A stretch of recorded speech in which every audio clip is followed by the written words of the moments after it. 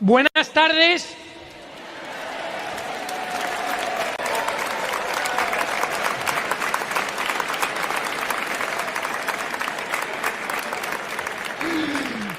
Menos mal que me han puesto a mí a moderar. Buenas tardes a todos. Soy Ricardo Ruiz de la Serna, jefe de estudios de la Fundación Disenso, y me corresponde a mí el honor de, iba a decir de moderar, pero bueno, ya han podido ver que aquí moderar va a haber poca moderación, de moderar esta conversación prácticamente entre tres amigos, ¿no?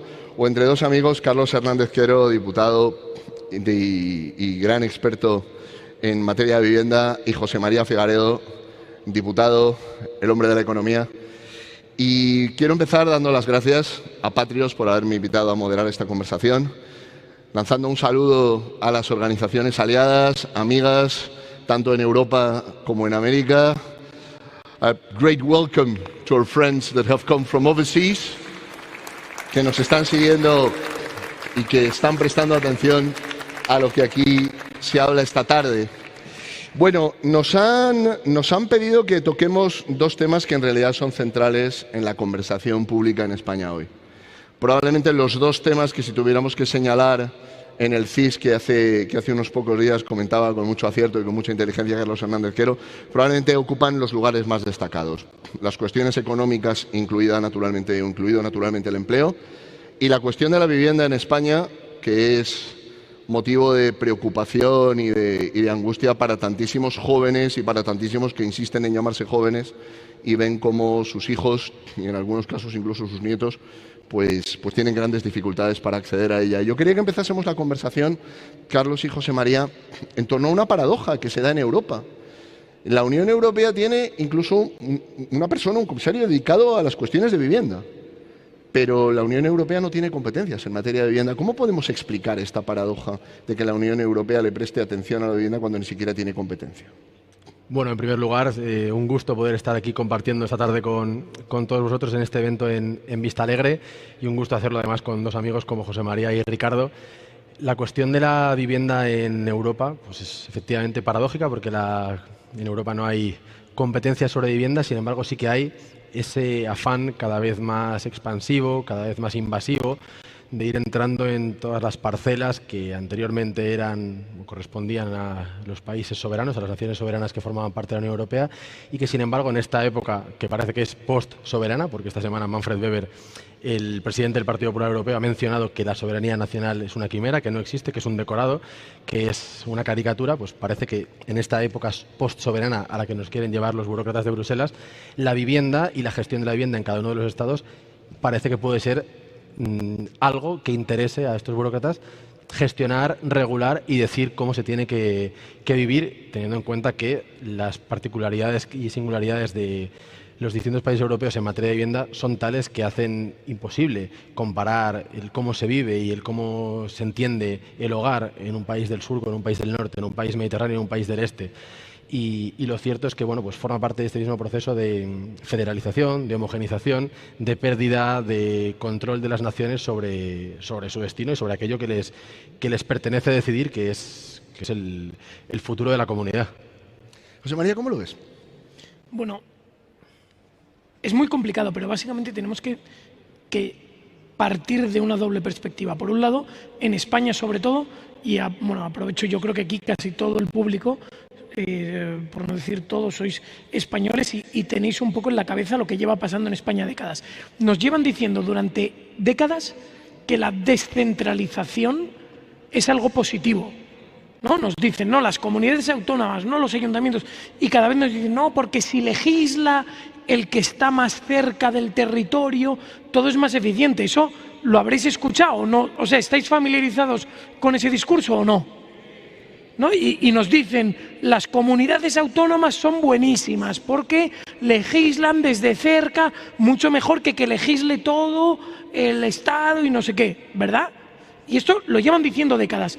Sin embargo, lo que vemos es que están debilitando a las naciones, troceando sus competencias para dárselas todas a uno que está todavía mucho más lejos. O sea, de repente, quien va a dictar la normativa urbanística en Europa va a ser un pollo ahí puesto en un despacho en Bruselas. Tócate las narices. Entonces, nos llevan contando que la descentralización es cojonuda hasta que de repente se pone Bruselas en el medio y entonces ya nos tenemos que plegar todos y acoger a pies juntillas las directivas y la legislación que sale de unos tipos sentados en un despacho en Bruselas, unos tipos que muy probablemente lleven varias generaciones, aunque son griegos, franceses, españoles, viviendo en Bruselas, que llevan sin pisar su país de origen pues 20 años, esos tíos redactan esas regulaciones urbanísticas en una materia en la que no tienen competencia y, ojo, si la discutes, como hace Vox, Vox dice, oye, hay cosas que no tiene por qué decidir las Bruselas, si lo discutes de repente es que eres antieuropeísta. No, es que claro, vosotros no creéis en Europa, no, oiga, yo creo en Europa para lo que creo en Europa. Europa nace como una unión de países libres, soberanos, que van a compartir energía, el acero, que van a buscar puentes para comerciar entre sí, pero que no van a doblegarse ante la regulación urbanística que decida pues un tipo en un despacho allí puesto en la Comisión Europea. Entonces, esa es la dinámica en la que estamos. Una dinámica que se reproduce no solo en vivienda, se reproduce en energía, se reproduce en materia de etiquetado de productos, se reproduce, por supuesto, en migración, etcétera. Lo que pasa es que, además de que detrás de esta visión, ¿no?, de Europa, hay una concepción muy pobre de Europa. Europa es mucho más que un conjunto de organizaciones e instituciones. Europa es una civilización, ¿no? Aparte de esto, creo yo que hay otra dimensión sobre la que me gustaría escuchar vuestra opinión, que es el impacto que políticas que aparentemente son ajenas a la vivienda o a la creación de empleo o a la economía, de hecho las están perjudicando. Estoy pensando, por ejemplo, en ciertas políticas de las llamadas verdes o de la transición ecológica que imponen cargas y requisitos burocráticos que terminan encareciendo los precios o dificultando la creación de empleo. ¿Cómo lo veis? Bueno, es cierto que habitualmente cuando pensamos en cuáles son las principales víctimas de este tipo de directivas, pensamos en el campo, pensamos en la industria, ganaderos, agricultores, pescadores, y nos cuesta pensar que también puede tener esto un impacto en materia de vivienda, pero lo cierto es que si en las últimas semanas habéis estado leyendo los periódicos o siguiendo la televisión o la radio, habréis visto que hay una directiva europea en materia de eficiencia energética que pretende a partir del año 2030 que en las diferentes naciones miembros de la Unión Europea no se pueda comercializar una vivienda, es decir, no se pueda alquilar y no se pueda vender una vivienda que en ese momento no tenga la etiqueta de eficiencia energética E, y pasados unos años la D, y pasados unos años la C. Es decir, es exactamente el mismo proceso que hemos visto con los coches, ¿no? El Partido Popular, Partido Socialista, los Verdes, todos los grupos del consenso europeo decidiendo qué coche puedes comprar, qué coche no puedes comprar, pues ahora decidiendo qué casa puedes comprar, qué casa puedes alquilar y sobre todo que tu casa no la puedes comprar y que tu casa no la puedes alquilar, invadiendo un derecho que es muy anterior a todo lo relacionado con la Unión Europea, que es el derecho de las personas a hacer con su vivienda lo que consideren. Y por supuesto, el efecto de las regulaciones no es menor, ¿no? Lo hemos visto en España, que la sobreregulación del mercado de alquileres y de las relaciones entre inquilinos y propietarios ha llevado a un descenso drástico de la oferta y en consecuencia a un aumento del dolor y del sufrimiento de muchas personas que no pueden acceder al mercado de la vivienda, que pagan precios imposibles, que están condenados a compartir con extraños o que tienen que irse muy lejos de casa. Pues evidentemente, si tú de pronto sacas de golpe y porrazo a un buen número de viviendas antiguas que en España no tienen la etiqueta E y tienen una etiqueta de eficiencia energética anterior, vas a conseguir que el parque de viviendas sea aún menor y que por tanto la presión, y más en un contexto de avalancha migratoria como la que sufrimos, la presión sobre los precios sea aún mayor. Luego vendrán las lágrimas de cocodrilo, los llantos. No, es que los precios de la vivienda suben mucho. Toma, claro, ¿cómo no van a subir si todo lo que haces es, por una parte, quitar viviendas del mercado y por otra parte, meter a gente que quiere viviendas? José María, ¿qué te parece? Mira, según estamos hablando, estoy subiendo un story a Instagram que podéis mirarlo y os voy a etiquetar. Sí, porque todo esto, mirad, durante más o menos año y medio, Carlos y yo hemos tenido el privilegio realmente de coordinar a un grupo de gente y hemos trabajado en el programa económico y de vivienda que hemos presentado hace pues, unos meses, en junio fue más o menos. Y esto es el programa ese, que es un papelito, es el resultado de, pues eso, aproximadamente año y medio de trabajo. Y entonces, de los datos, hay mogollón de datos en ese programa, son todo cuestiones objetivas, análisis, datos, ¿vale? Uno de los datos que hemos metido, que yo creo que es determinante, la vivienda es un elemento de mercado, nos guste o no. Si de repente en el mercado hay pocas viviendas, pero hay muchas personas demandando viviendas, el precio sube. Y al revés. En Europa y en España, durante décadas, llevamos el freno puesto a la construcción de viviendas y a la salida de viviendas al mercado de alquiler. Cada vez es más difícil sacar tu vivienda al mercado de alquiler. ¿Por qué? Porque cada vez puedes subir menos el precio, cada vez los ocupas te la pueden ocupar con más facilidad, cada vez los costes suben. En definitiva, más difícil. Y por otro lado, cada vez la demanda es superior. ¿Por qué la demanda es superior? La demanda es superior porque llevan importando población de terceros países durante décadas. La población en España ha pasado en el año 95 de 39 millones de personas al año 25, 50 millones de personas, 49. Entonces, ese incremento de la población en un contexto de cada vez menos nacimientos de españoles, necesariamente viene por población importada. Pues has importado a una cantidad brutal de población y has restringido la creación de viviendas. ¿Qué pasa? Que cada vez hay menos viviendas, ¿o no, Daniel? Daniel asiente ahí al fondo, ahí está. Pues cada vez hay menos viviendas, pero hay más personas demandando viviendas. Si veis la gráfica, veis que es brutal. Y en los últimos años, esa diferencia se ha multiplicado con un coeficiente exponencial. Y ese es el resultado. Y esa multiplicación de la población de España, que aplica a España y aplica al resto de países de Europa, es fruto de una política migratoria que no piensa en el bienestar de los españoles de a pie, piensa en otras cuestiones. Fíjate que, José María, hablabas ahora de la comparación, ¿no?, entre lo que era la España de los 90. Yo conocí una España donde una persona, en una familia podía haber un único salario y podían vivir dignamente. Y podían tener una expectativa de que la vida de la generación posterior sería una vida mejor que la que tuvieron sus padres, ¿no? Yo conocí una España donde la gente se podía comprar una casa sin endeudarse de por vida o sin endeudar a sus hijos. Y todo esto ha desaparecido.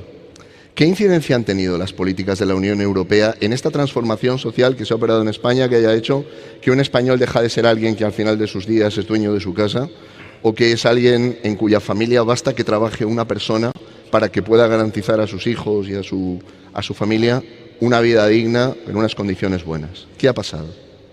Bueno, primero la fotografía de la realidad que comparto contigo, Ricardo, como no puede ser de otra forma. Hemos pasado de un país en el que el trilema trabajo, casa y coche parecía que era la aspiración que todo el mundo tenía y que todo el mundo conseguía, y por tanto no había una frustración de expectativas. Se venía ensanchando década tras década la clase media, cada vez más personas tenían empleos estables que les permitían poder comprar una vivienda, poder tener incluso una segunda vivienda, que ahora estamos hablando de las viviendas de segunda, pero hubo un momento en el que las familias trabajadoras podían tener una segunda vivienda en el pueblo o en la sierra o en la playa. Y estos tres elementos, trabajo, casa y coche, en verdad venían acompañados también de otros cuantos, ¿no? De una educación que servía como ascensor social y que permitía también que en un mismo colegio familias que venían con trayectorias económicas, socioeconómicas distintas, pudieran juntarse, pudieran prosperar y pudieran conquistar precisamente pues el derecho a la propiedad, ¿no? Que actualmente está tan erosionado y que no es una cuestión de privilegios ni de ricos, sino todo lo contrario. El mayor elemento posible de justicia social que se me ocurre a mí es que el hijo de un trabajador manual, el hijo de una persona que ha tenido que irse de un pueblo de Zamora o de un pueblo de Jaén a Madrid o a Barcelona con una mano delante y una detrás, al cabo de 30 años podía tener una vivienda y podía brindar a sus hijos la sensación y la garantía de estabilidad, y estos hijos podían estar en su mismo barrio siempre y podían ir al mismo colegio y por tanto no tenían que hacer y deshacer grupos de amigos, no tenían que ir dando tumbos de un lado a otro, que ahora tenemos una generación de jornaleros del alquiler que no llegan a aguantar ni un año ni 2 años en la misma casa porque enseguida tienen que irse a otro lugar. Y lo que vemos, el resumen de todo esto, es que ha habido una una desposesión, ¿no? El término que Christophe Guillouis utiliza, que es desposesión, ¿no? Las clases populares y las clases medias en Europa habían alcanzado un nivel de bienestar socioeconómico y una brújula cultural que les permitía saber dónde estaban en el mundo y poder prosperar. Y ahora mismo ambas cosas han desaparecido. Ha desaparecido el bienestar económico porque cada vez las familias tienen menos dinero en el bolsillo, menos poder adquisitivo, con lo que tienen pueden comprar menos cosas. Ahorrar se ha vuelto una quimera, tener una vivienda en propiedad es imposible para los jóvenes y por tanto se ven sometidos a una continua descapitalización eterna y a estar negociando continuamente en el mercado un bien que nunca terminará de pagar y que nunca terminará de ser suyo, que es el alquiler. Y por otra parte, la parte cultural, porque cuando hablamos de vivienda parece que estamos pensando solamente en lo que está de puertas adentro de la casa, pero de puertas afuera, al otro lado del felpudo, yo también pienso que es vivienda, porque uno cuando dice, me he comprado una casa o me he ido a vivir a no sé dónde, ¿cómo es tu barrio? ¿Cómo es la gente? Estoy cerca de mis padres, estoy cerca de mi hermana, estoy cerca de mis amigos.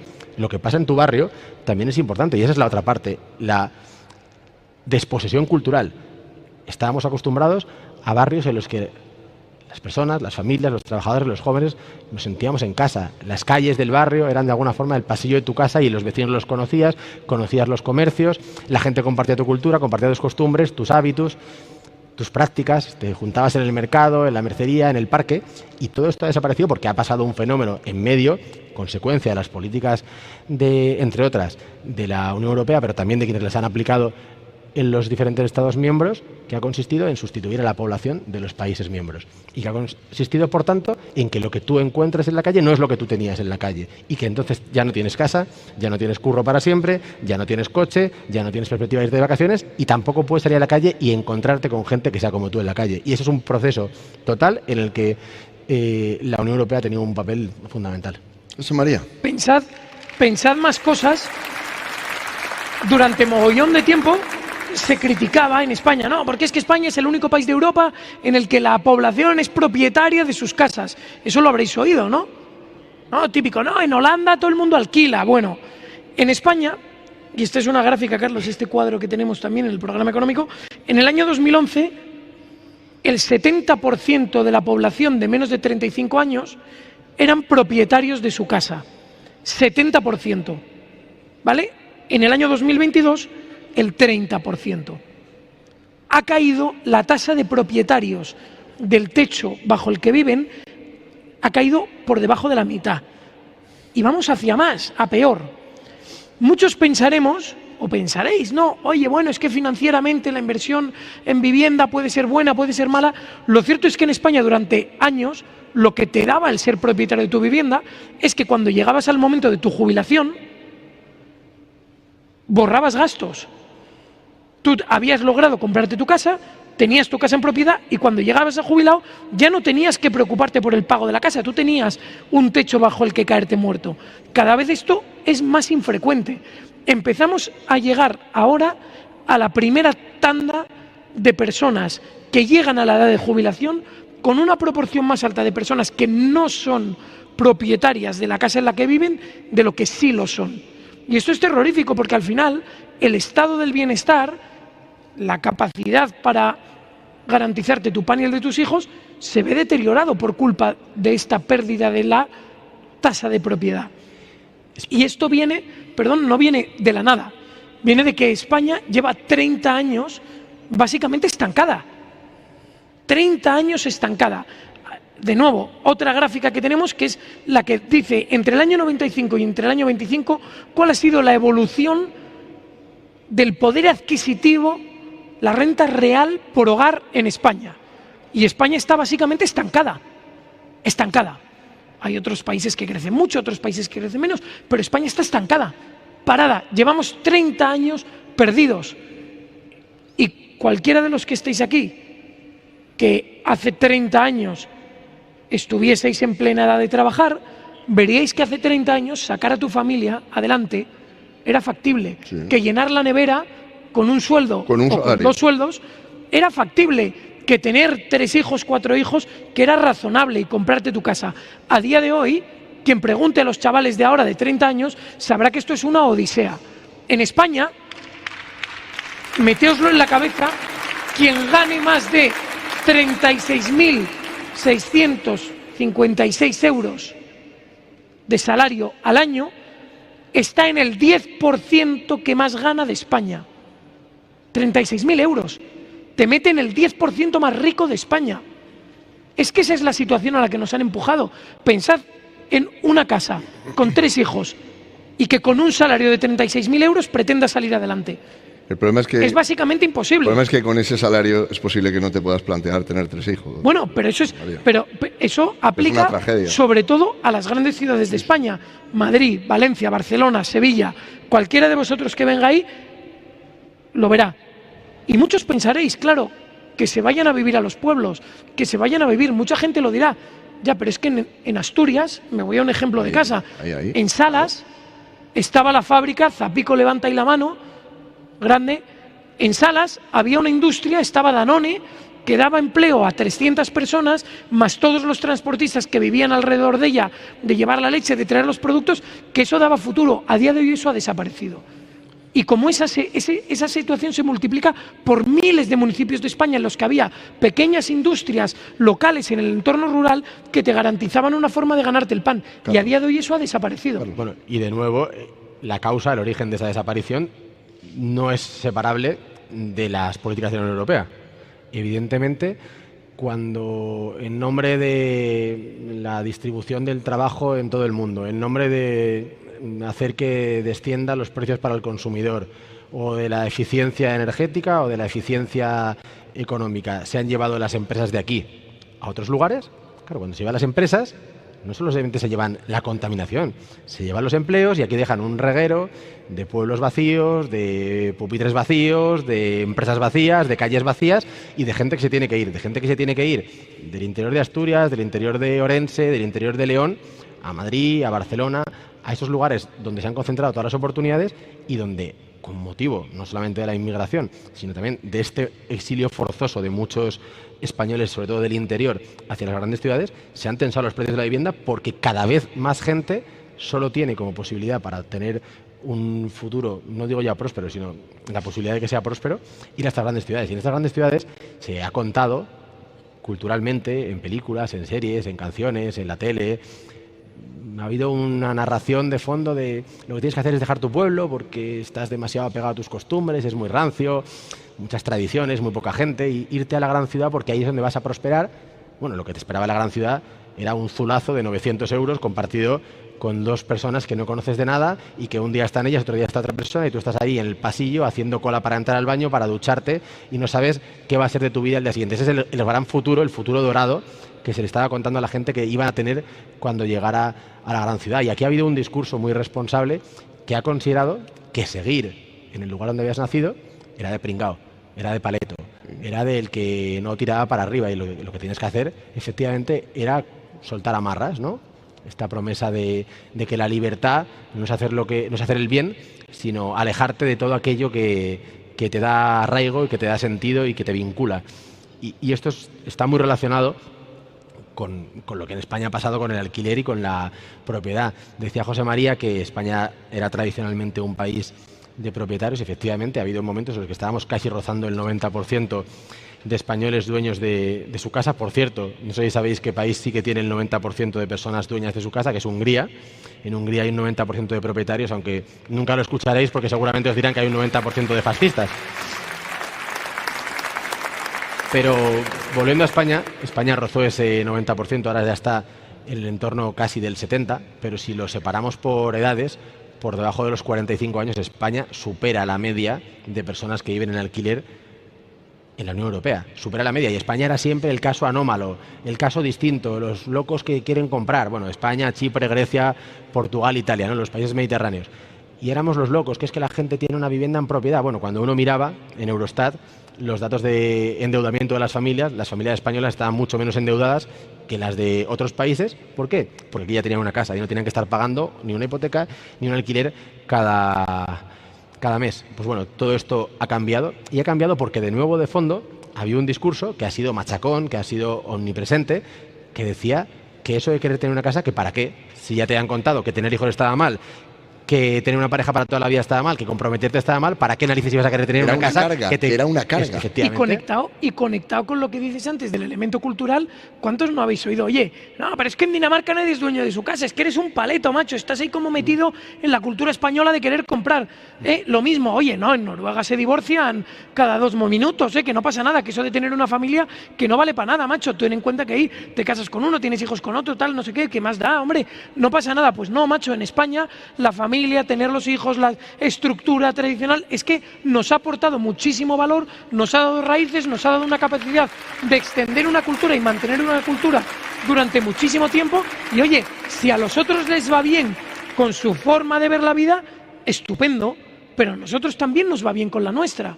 Y si yo quiero ser propietario, no tengo por qué aceptar que tú me vengas a tachar de paleto o de palurdo porque en Dinamarca todo el mundo alquile. Es que hay que decir una cosa, Ricardo, que quien ha estado metiendo este discurso en vena no era la gente de Dinamarca, eran nuestros políticos en España, nuestros clases creativas, nuestros intelectuales, nuestros académicos, que decían que lo que había que hacer era vivir como los otros para por fin ser europeos, porque estábamos todo el rato con este rollo en la cabeza de que España es el problema y Europa la solución, y que aún no hemos llegado al peldaño para poder ser considerados europeos 2.0 y que lo que somos es unos auténticos esgarracolchas. Y para eso había que dejar de vivir en propiedad e irse a vivir en alquiler. El resultado lo estamos viendo. En 2002, el 25% es lo que destinaban. Las personas que menos renta tenían en España destinaban un 25% de sus ingresos mensuales a pagar el alquiler. Un 25%. Hoy la media es un 43%, no las de menos renta. La media en España, un 43%, imaginemos las personas de menos renta, el esfuerzo que tienen que hacer, pero si pensamos en un joven que se quiere emancipar en solitario, con el salario mediano de un joven en España, tendría que destinar el 103% de su sueldo para pagar alquiler y suministros, el 103% de su sueldo. A lo mejor la cantinera de alquiler era una puñetera filfa que les valdrá a otros, pero en España no valía. Fijaos que a propósito de este tema del arraigo y de la vivienda, pensaba en lo que arraiga el trabajo. Es decir, tener un trabajo estable en un lugar. José María Figaredo mencionaba antes el caso de una fábrica, pero yo estaba pensando en los comercios tradicionales. Una fábrica en Salas. Sí, en Salas. Pero estaba pensando yo en los comercios tradicionales de toda la vida, en el comercio del barrio que heredaba la familia, donde los autónomos eran familias de autónomos, donde aprendían a llevar una tienda, a llevar un comercio. Y esto tenía efectos sociales más allá de los efectos personales. Esto creaba un arraigo que venía dado por el trabajo. También esto ha desaparecido, José María y Carlos. También esto ha sido de alguna manera arrebatado a las clases populares. Bueno, es que de alguna forma el tener una vivienda en propiedad te arraigaba y te hacía permanecer mucho tiempo en un lugar y, por tanto, conocer a los que tienes al otro lado de la puerta, conocer a los que tienes al otro lado del portal, conocer al dueño de la carnicería, al dueño del kiosco, y que esos formaran parte de tu decorado continuo, de ese mundo que dábamos por sentado y que lamentablemente no estaba tan asegurado y tan garantizado como creíamos. Ahora mismo, ¿a quién le vas a pedir la sal si te quedas sin sal? ¿Al turista del Airbnb al lado o al tipo que no habla tu idioma que está en la otra puerta? ¿A cuál de los dos se lo vas a pedir? Porque yo no sé a cuál se lo vas a pedir. Si resulta que tu hijo está en la calle, porque ahora estamos todos con el rollo de, no, es que claro, los niños están con las maquinitas, porque claro, antes decía Ricardo, con un solo salario se podía mantener todo esto, ahora son 2 salarios, todo el mundo está hasta última hora de la noche, quien no tiene la capacidad de llevar a su hijo a extraescolares tiene que ver qué hace. Y no, es que están los niños con el móvil o enganchados a la tablet o no sé qué. Ya bueno, es que antes había una institución social, que era una institución social primordial para las clases populares, que se llamaba la calle. Y la calle era un espacio seguro, tranquilo, apacible, amable, agradable. Y ya no lo es. Y como ya no lo es, la gente, en lugar de estar en el parque, está en su casa metido con la maquinita. Así es. José María, estás subiendo más. Vamos a poner al corriente al público. Estás poniendo cosas en Instagram. Acabo de subir una gráfica que es muy interesante y es precisamente lo que Carlos estaba contando, que un chaval que destine con el salario mediano destinará el 103% de sus ingresos a pagar renta, gastos, etcétera. Es decir, básicamente no puede, o sea, le tienen que ayudar por detrás, si no, no hay forma de que un chaval con el salario mediano a día de hoy se independice. Tenéis la gráfica y subida en stories de Instagram. Pero vamos, dicho esto, que el problema que tenemos es que al final nos hemos comido y nos hemos tragado durante décadas esa publicidad nociva que nos han ido haciendo, no los noruegos, no los suecos, nos las hicieron los de aquí, los que llevan gobernando, los socialistas que llevan gobernando España 40 años, socialistas rojos y socialistas azules, que llevan 40 años gobernando y metiéndonos en la cabeza básicamente que el problema somos nosotros. El problema somos nosotros porque no somos suficientemente europeos. Y cuanto más nos acercábamos a Europa, más lejos quedaba Europa. Más lejos. Y dicho esto, a partir del año 2006, España se acerca prácticamente al PIB per cápita medio europeo. Prácticamente nos acercamos a la media y a partir de ahí empezamos a caer. Empezamos a caer sin solución de continuidad. Llevamos cayendo con relación al PIB per cápita de Europa desde el año 2006. Esos que nos dicen tanto que hay que ser europeos, tanto que hay que pelear por parecernos a Europa. Esos que nos llevan engañando con mentiras durante décadas. Mentiras que ¿cuáles son? Decirnos que lo que hacíamos aquí que no funcionaba, que la industria que teníamos aquí que es mala. Que si tú te dedicas a la industria del calzado en Alicante, que no, que eso es fatal, que a día de hoy todo traerlo de China muchísimo mejor. Que aquellos que nos decían que la industria de aquí, que si trabajabas en una térmica de carbón, que eras contaminante y que la culpa del cambio climático es tuya. Y entonces que cerrar la térmica es fenómeno. Y al final nos encontramos con que eso, toda esa capilaridad de industrias, todas esas formas de hacer tradicionales que teníamos en España están desapareciendo porque alguien nos ha vendido que eso, que éramos unos paletos y que no. Que había que hacerlo de una forma diferente. Y la realidad es que nos encontramos sin industria, sin capilaridad empresarial por la España abandonada, con unas ciudades que están gentrificadas, ¿no? Cada vez Madrid se parece más a las grandes capitales de Europa, ya, pues cada vez Madrid es más difícil vivir.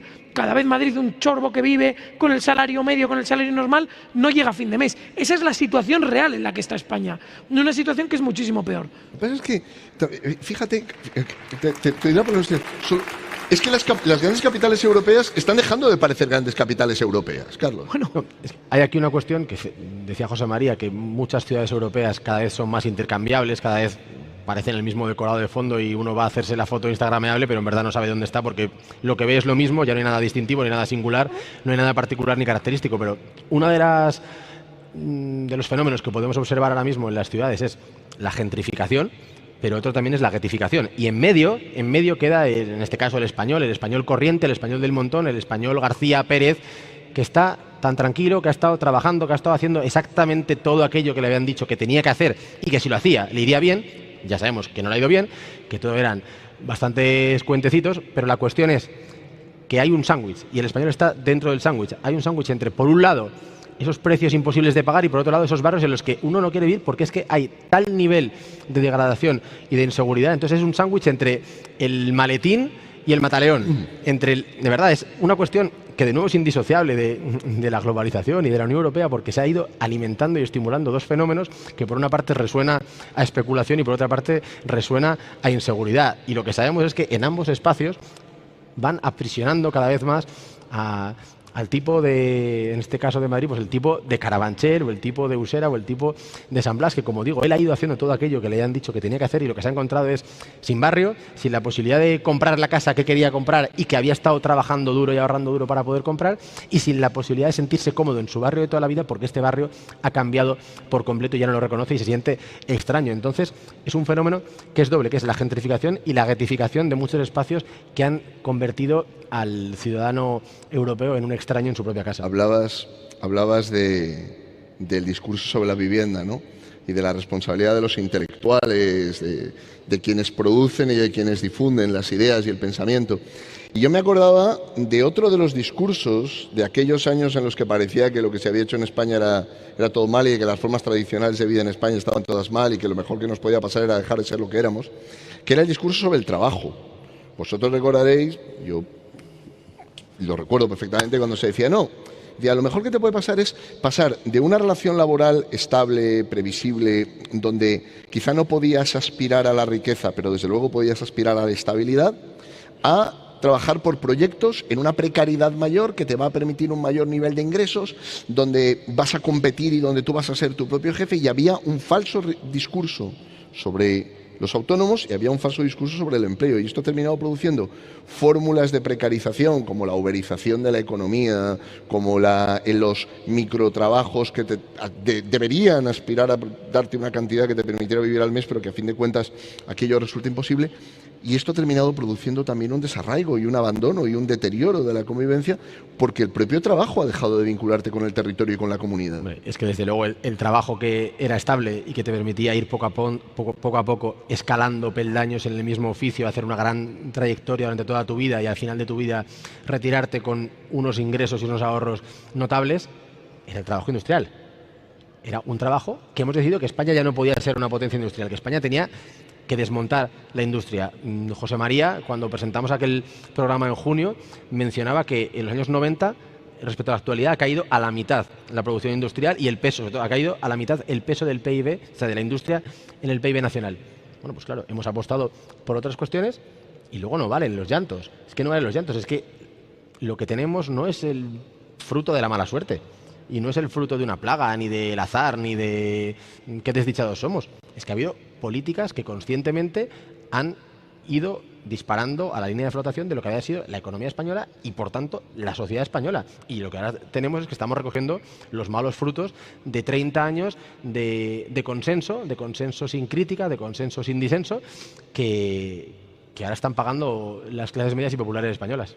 José María. Y dicho esto, hay que pensar que, oye, todo lo que estamos contando aquí pinta muy difícil, pinta muy mal, pero también hay que ser optimistas. Oye, España es un país que tiene una capacidad de creación, tiene unos ingenieros espectaculares, tiene unos trabajadores que son espectaculares. Y oye, el otro día hablaba con un tipo que maneja maquinaria pesada y que a día de hoy está trabajando fuera de España, porque dice que tiene una capacitación que allí fuera no existe en el norte de Europa. Está trabajando, para que os hagáis una idea, que dice que una capacitación que allí no tienen, que a él le tienen formando a personas que allí tienen que manejar la maquinaria, que él obtiene un salario muy bueno porque esa capacitación que él tenía aquí en España, allí arriba no la tienen. Lo mismo sucede con arquitectos españoles, ingenieros españoles. España tenía una empresa que se dedicaba a la construcción de proyectos llave en mano de centrales nucleares.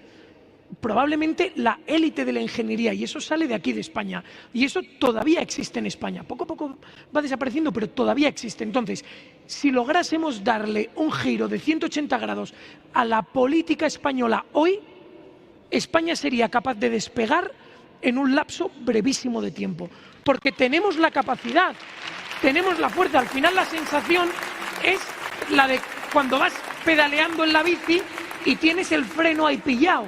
De repente quitas el freno y con el mismo ciclista de repente vas a muchísima más velocidad. ¿Por qué? Porque lo que nos está frenando es una clase política que durante 40 años lleva reteniendo, frenando y robando a los españoles a manos llenas. Porque si la producción industrial de España está cayendo, la producción agrícola de España está cayendo, la proporción de españoles propietarios de su vivienda está cayendo, sin embargo, la recaudación tributaria no para de subir. El endeudamiento público no para de subir. El gasto público no para de subir. Entonces, al final, ¿quién se está llevando esa tajada del esfuerzo de los españoles? ¿Cómo puede ser que con el sudor de nuestra frente nos luzca tan poco el pelo? Porque alguien se lo está llevando crudo. ¿Quién se lo está llevando crudo? La banda del Peugeot es de hoy. No es la banda del Peugeot, no. Es que son los gobiernos anteriores y los anteriores y los anteriores que no hacen más que engordar el Estado, que engordar la administración pública. Y mucha parte de ese engorde, pensad que muchas personas que son beneficiarias de ese engorde no son directamente culpables. ¿Cómo puede ser que en la España de hoy en día haya más funcionarios que autónomos? ¿Cómo puede ser? ¿Cómo puede ser que en la España de hoy en día haya 2,5 millones de personas que se beneficien del ingreso mínimo vital? Que ellas no son las culpables directas. Yo entiendo que hay muchas personas que están en situación de dificultad y si la administración pública viene y te da un cheque, es fantástico para ellas. Pero en términos macro para España es un drama, es dramático. Estamos tirando ese exceso de productividad de España en cuestiones que no redundan en el beneficio de todos los españoles. Tú te preguntas, José María... Tú te preguntas cómo puede haber tal volumen de gasto o tal número de funcionarios. Yo me pregunto cómo puede haber españoles durmiendo en la calle, sin trabajo, sin alimento, privados de la dignidad por ese sistema tan injusto que tú describes, ¿no? Y quería ahora ya nos vamos acercando poco al final de la conversación, pero quería escucharos sobre una cuestión que a mí se me plantea muchas veces, ¿no? Cuando leo este tipo de noticias. Es muy difícil hablarle a la gente, es muy difícil hablarle de la unidad nacional o de España o de la hispanidad o de la grandeza de la historia de España a gente que no tiene techo, que no tiene comida, que no tiene futuro, que no ha podido realizar nada de aquello que le era legítimo esperar.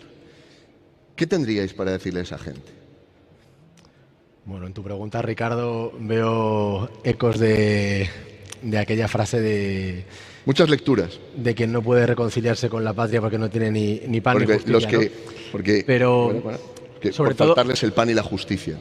Sobre todo creo que nuestra labor, este tiempo que hemos estado haciendo este análisis en profundidad con un equipo de muchas personas muy solventes, reuniéndonos con mucha gente, no era solamente hacer una fotografía o un retrato fijo de cuál era la situación actual de la economía y de la vivienda en España, un diagnóstico de cómo se ha llegado hasta aquí, de por qué cada vez somos más pobres, por qué cada vez somos más precarios, por qué cada vez hay menos propietarios en España, sino también tratar de sentar las bases para brindar una alternativa esperanzadora e ilusionante. Es decir, no solamente se trata de señalar cómo se ha llegado hasta aquí, sino señalar también el camino para revertir la situación y para volver a tener una España en la que de hablar de trabajo, casa y coche no sea una ilusión de 4 personas y en la que tener una casa en propiedad no sea un lujo ni un privilegio, en la que poder tener hijos a los 30 años no sea ser el más raro y en la que, en definitiva, poder tener un país socialmente justo, materialmente justo, en el que pueda, por tanto, prosperar las familias, prosperar los negocios, prosperar nuestra cultura, no sea la quimera que hoy lo es. Hemos estado trabajando todo este tiempo y hemos presentado recientemente un programa que tiene varias líneas maestras. Algunas tienen que ver con gasto público, otras tienen que ver con reindustrialización, otras tienen que ver con volver a esa España de propietarios y acabar con las cadenas que están impidiendo, tanto desde el lado de la construcción como desde el lado de las regulaciones sobre los alquileres, que de verdad en España pueda haber un mercado dinámico. Pero hay una cuestión de fondo que a mí me interesa, que es una batalla crucial de nuestra época. Y se habla mucho de que se ha agotado el eje izquierda-derecha, de patriotas contra globalistas, pero hay otra batalla de fondo que tiene que ver con la economía, que es decrecentistas y desarrollistas. Y es la gente que quiere que su país pueda crecer, que puedan tener industria, que pueda haber vida en el campo, que pueda haber gente comprando una casa, que pueda haber riqueza, que pueda haber familias que estén creando negocios, y la gente que quiere que vivamos en las cavernas, y la gente que para que vivamos en las cavernas quiere que tú no tengas un coche, que tú no tengas una casa y que tú no tengas absolutamente nada. Y hay algo que impregnaba a la izquierda posmarxista desde los años 90, que era el rollo decrecentista, que paradójicamente impregna hoy a la Comisión Europea, y que considera que es mejor que se produzca en otro lugar, que es mejor que se contamine en otro lugar, que es mejor que haya trabajo en otro lugar y que nosotros nos convirtamos en un museo al aire libre, porque es lo que va camino de ser Europa, y nada más que eso, un museo al aire libre con montones de regulaciones y nada más que regulaciones y turistas. Y bueno, pues ante esto, lo que nosotros estamos planteando es que a través del desarrollo se puede volver a tener una España de propietarios, una España de trabajos estables, una España de sueldos dignos, una España de empresas y de trabajadores que cooperen y, en definitiva, una España que, caído ya el mito del progreso, porque durante muchísimo tiempo parece que todos veníamos instalados en la idea de que, bueno, vamos a vivir mejor que nuestros padres, porque hay esta narrativa del progreso eterno y, bueno, todo esto se ha caído. Cualquier persona que hoy tenga 20, 25, 30, 35 años no vive mejor que sus padres. Nació en un hogar en propiedad y difícilmente lo tiene. Nació con unas perspectivas laborales que difícilmente tiene. Entonces, la cuestión es volver a tener una teleología de desarrollo y de crecimiento y no seguir instalados en esa izquierda del decrecimiento, que no quiere que se construya, que no quiere que haya trabajo, que no quiere que haya industria, que lo que quiere es que estemos todos maniatados, básicamente. No sé cómo lo ves tú, José María. Bueno, sin ir más lejos, Teresa Rivera, la anterior ministra de Energía de España, dijo en las COP28, las conferencias del clima y del futuro y no sé qué, dijo abiertamente, y en sus comparecencias en el Congreso varias veces lo repitió, dijo: hay que abrir el debate sobre el decrecimiento, hay que volver a pensar en el decrecimiento. Y ella lo dijo, yo creo que en un lapsus, sinceramente lo creo, porque creo que es una estrategia que tienen escondida. Dijo abiertamente que había que abrir el debate sobre el decrecimiento, había que volver a pensar. Estoy colgando ahora mismo el titular del periódico ese llamado La Vanguardia, en el que lo recoge. Pero es que, sin ir más lejos, un comentarista público habló hace poco sobre la escasez, que había que volver a traer el concepto de la escasez, ¿no? Para volver a traer la salud mental. El fin de la era de la abundancia. Oye, pero lo paradójico es que hay hogares españoles en los que solo hay escasez. Hay hogares españoles en los que realmente la escasez ya ha llegado como consecuencia de esta gente y de estas políticas. Bueno, hay un dato que es que el 45% de los inquilinos en España está en riesgo de exclusión social, y este dato dobla a los inquilinos de la Unión Europea. Los dobla, teniendo España muchos más propietarios. Claro, yo recuerdo estas palabras que está citando José María. Dice Antonio Muñoz Molina, dice: si hay una salvación posible de este mundo, es recuperar la idea de escasez. Esto es lo que dijo el tipo. Hay que recuperar la idea de la escasez. El problema es que no son conscientes. Toda esta gente que vive en sus torres de marfil, todos estos tipos que dibujan las políticas europeas desde Bruselas con un coche oficial pagado por vuestros impuestos, con 200 asesores pagados por vuestros impuestos, todos estos que hablan, no, es que hay que volver a pensar en la escasez, claro, y lo dicen así con voz muy severa, claro, y parece que como te descuides te lo acabas creyendo. Estos tipos no son conscientes de que hay muchísimos hogares en España y en Europa que viven con escasez. Es que en España hay casi 1 millón de personas que viven con el pluriempleo porque no llegan a fin de mes. Es que en España cada vez hay más dificultades por llenar la nevera para mantener a los hijos. Es que esa es la situación. O sea, el concepto de la escasez, tristemente, está muy presente en Europa y en España. Tristemente. Al contrario, lo que habría que volver a traer a Europa es la sensación de abundancia. Eso es lo que tendríamos que volver a traer. Esa sensación en la cual cuando acababas en un trabajo, empezabas en el siguiente al día siguiente porque sabías que había trabajo a expuertas. Esa España en la que crecía el negocio, en la que crecían las empresas, en la que los españoles iban para arriba. Eso es lo que hay que volver a traer, no la escasez. Hay que volver a traer la abundancia, que es de la que nos han privado 40 años de socialismo en el gobierno. Ese es el problema.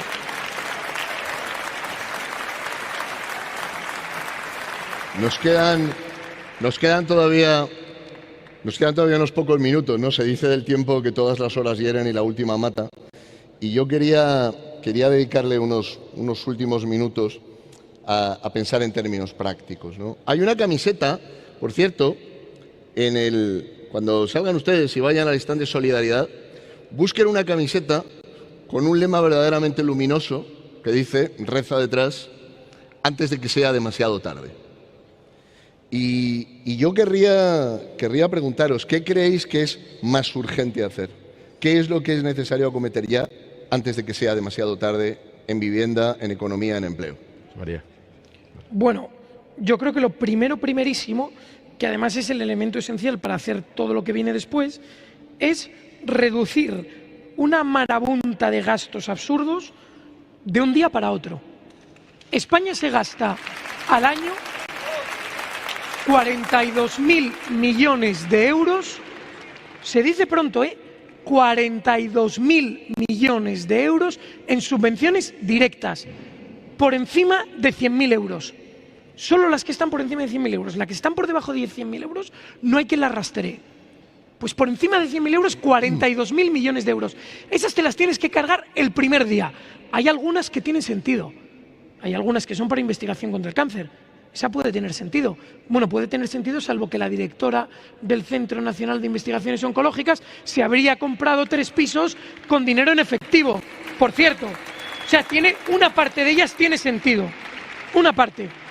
Pero es que Telefónica recibe 300 millones de euros en subvenciones al año. Telefónica. Es que el Ministerio de las Aguas de Marruecos recibe 60 millones de euros al año. Es que la Asociación de Jueces de Mozambique recibe subvenciones de España. Es que, de verdad, la Asociación de Jueces de Mozambique, pero es que de repente hay una empresa pública española que se llama la Fundación para la Diversificación de la Energía, que pende del Ministerio de Transición Ecológica, que básicamente es la empresa que se dedica a dar las subvenciones de transición ecológica. Esta empresa recibe unos 10.000 millones de euros al año. ¿vale? Parece poquito, 10.000 millones en términos... Poquito, sí, 10.000, te dirán, con eso no arreglas nada. Bueno, es que esta empresa se dedica a pagar estudios de gestión de agua en Georgia. Georgia, no Georgia, Estados Unidos. Georgia, Centro Europa, de verdad. Y eso lo pagan con vuestros impuestos.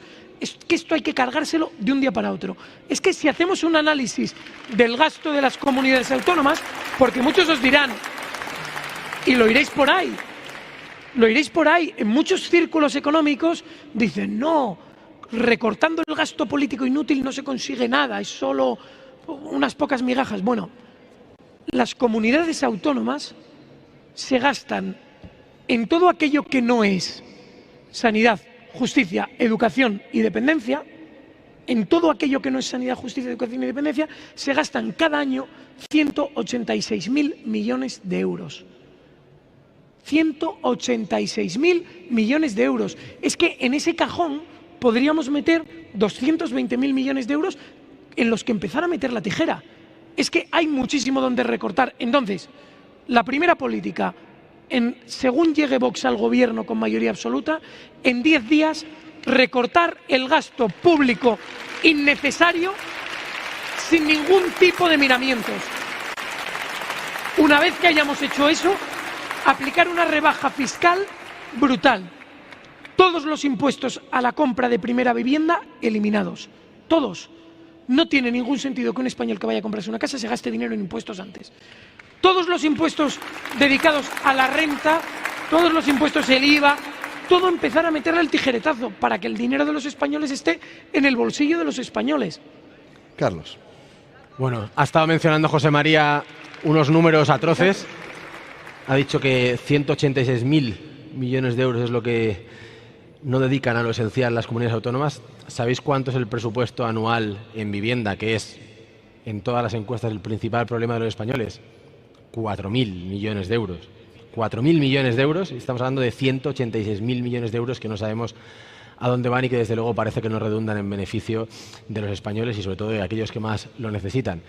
En materia de vivienda hay muchas cosas que hacer, pero sobre todo hay que tener claro que la cuestión de la vivienda va de dos ingredientes, de personas y de casas, y que lo que tenemos es cada vez más personas y cada vez menos casas. Entonces, por el lado de la oferta, por el lado de las casas, es que hace falta dejar atrás la España de los solares que tenemos y volver a tener una España de grúas en los cielos que estén construyendo, porque solamente van a poder caer los precios de la vivienda si inundamos España de bloques para que las familias puedan tener su vivienda.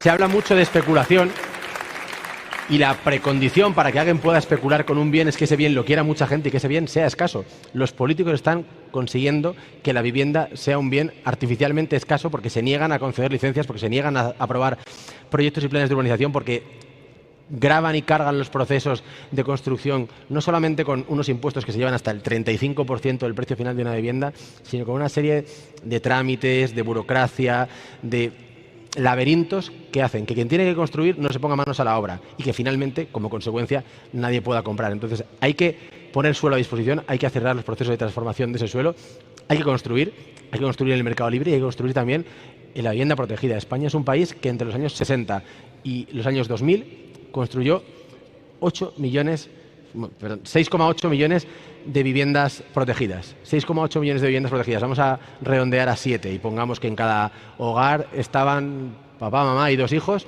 7 por 4, 28 millones de españoles han vivido en un hogar de su propiedad gracias a esta fórmula que ha funcionado muy bien en los países del Mediterráneo y que ahora se ha abandonado. En los años 60 se hacían más de 300.000 viviendas protegidas al año, en los años 80 más de 200.000, en los años 90 más de 100.000, el último año se hicieron 9.000 viviendas protegidas en toda España. También hay que recuperar esta figura y esta figura que va a permitir, de nuevo, con fórmulas de colaboración público-privada, que los españoles vayan a ser propietarios de su vivienda. Hay que meter mano a todas las regulaciones que la izquierda y el Partido Popular ha comprado han hecho en materia de alquileres.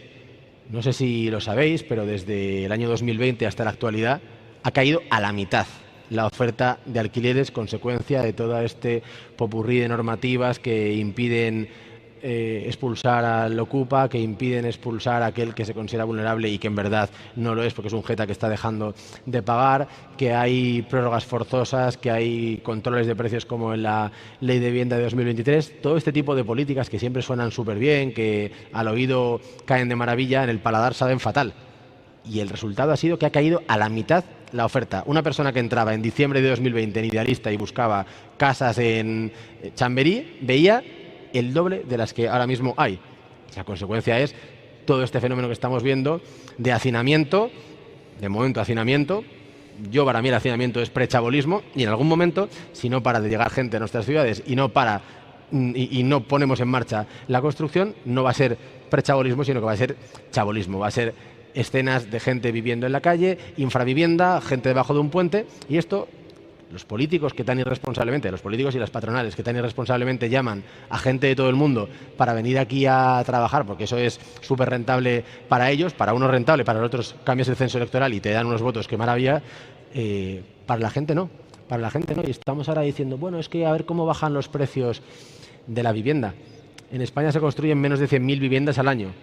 En los últimos 5 años han venido 3 millones de personas. Yo no sé cómo alguien pretende que vayan a bajar los precios de la vivienda. Por eso, desde el lado de la demanda, no solamente hay que potenciar la compra de primera vivienda para el nacional, sin impuestos a la compra de primera vivienda, haciendo que los trámites sean los menores posibles, permitiendo que un joven pueda acceder a una vivienda y que haya incluso fórmulas y avales y participación del Estado para que en función del número de hijos que se vayan teniendo se vaya condonando parcialmente la deuda pendiente, porque es mucho más importante para el Estado que tú estés metiendo hijos a la sociedad, que estés teniendo o no que devolver un préstamo.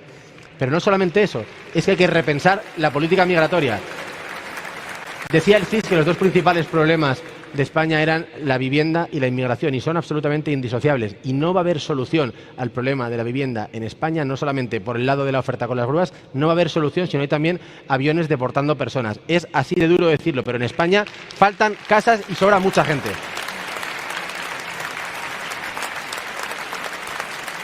Es una cuestión básica. Todas las personas a las que están llamando tienen la malísima costumbre de querer tener un techo y 4 paredes como queremos todos. Y llegan a Madrid, o llegan a Barcelona, o llegan a Málaga, o llegan a Logroño, donde queráis, y quieren tener un techo y 4 paredes. Y eso está presionando y presionando y presionando y presionando un mercado cada vez más escuálido, que es el de los alquileres en España, y está llevando a un alza de los precios, a los pisos compartidos, a que tengamos el récord de españoles fuera de España, al mismo tiempo que tenemos el récord de no españoles viviendo en España, tenemos el récord de españoles viviendo fuera de España. Por tanto, no va a haber solución posible a este tema si no se contempla desde ambos lados, desde el lado de un exceso de demanda y desde el lado de una falta de oferta. Y de verdad que es muy importante que todo esto se tenga en cuenta, porque podemos poner en marcha las constructoras y las promotoras, que si sigue viniendo un número muy superior de personas que la capacidad que tenemos de producir viviendas, el problema va a seguir ahí. José María, ¿querías decir algo antes de Quería decir que hay un vídeo, bueno, en relación con esto que dice Carlos, acabo de subir una gráfica que nos está quedan 3 también minutos. metida en el informe, que es la línea de la población española por nacimientos de madre española que va hacia abajo, y la línea total de llegadas de inmigrantes a España, que va hacia arriba. Tenemos que entenderlo, oferta y demanda, es que es un elemento esencial para los precios de la vivienda. Y luego la cuestión de los impuestos en la vivienda, hay un vídeo buenísimo, que también lo he subido el enlace para que lo veáis, en Instagram, de Jorge Buxadé. Sí, en Instagram estoy subiendo ahí en las stories, un vídeo de Jorge Buxadé a un 2 o un 3% del margen de beneficio que se lleva el constructor y el promotor. En fin, muchísimas gracias.